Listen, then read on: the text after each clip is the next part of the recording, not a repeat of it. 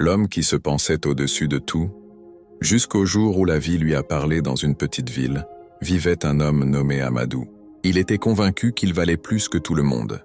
Quand il marchait, on aurait dit que la terre entière devait s'écarter pour le laisser passer.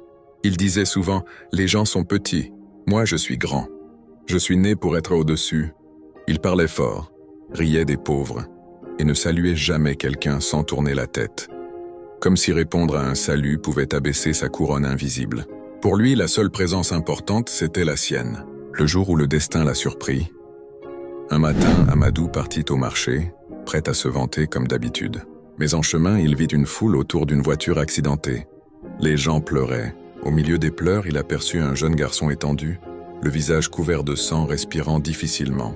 Personne ne parlait.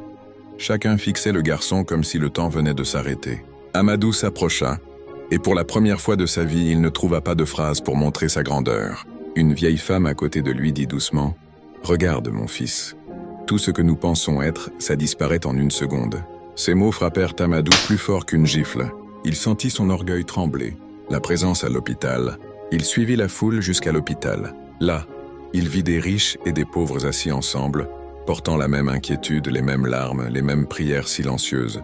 Dans cette salle, personne n'était grand, personne n'était petit. Il n'y avait que des êtres humains, tenant la main de ceux qu'il risquait de perdre. Amadou resta debout, immobile. Il regardait autour de lui et murmurait « Alors, ma présence n'est pas plus grande que la leur. Un cœur qui bat ne connaît pas de roi. » La présence au cimetière. Quelques jours plus tard, le jeune garçon n'avait pas survécu. Amadou suivit la famille au cimetière. Sous la terre, il vit des tombes sans différence. Des noms effacés par le temps, des dates trop courtes, des fleurs séchées et le silence. Un silence qui te parle sans ouvrir la bouche. Une phrase traversa son esprit. Ici, personne n'est au-dessus. Il sentit un poids sur sa poitrine, comme si l'orgueil qu'il portait depuis des années venait enfin de se briser. La présence qui change une vie. Le soir, Amadou rentra chez lui. Il s'assit seul dans l'obscurité et pour la première fois, il pria.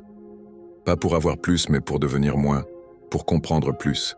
Il dit doucement « Seigneur, j'ai passé ma vie à marcher au-dessus des autres, au lieu de marcher avec eux.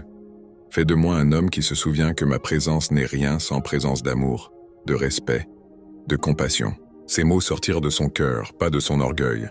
Et ce soir-là, Amadou dormit léger, comme si une grande charge venait de tomber. La vie lui avait parlé, et il avait appris les jours qui suivirent. Les gens commencèrent à remarquer un changement. Ils saluaient les enfants, aidèrent les vieillards, portaient les sacs des vendeuses et riaient avec ceux qui